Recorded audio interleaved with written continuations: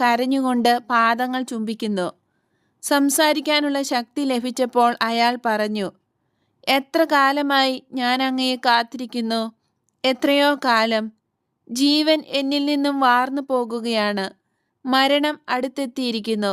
ഇനിയും ഞാൻ ഈശോയെ കണ്ടിട്ടില്ല എന്ന ഓർമ്മ എന്തുമാത്രം എന്നെ വേദനിപ്പിച്ചിട്ടുണ്ട്.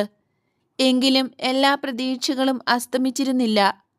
മരണത്തിൻ്റെ പടിക്കലെത്തിയപ്പോഴും ഞാൻ ആശ കൈവിട്ടില്ല.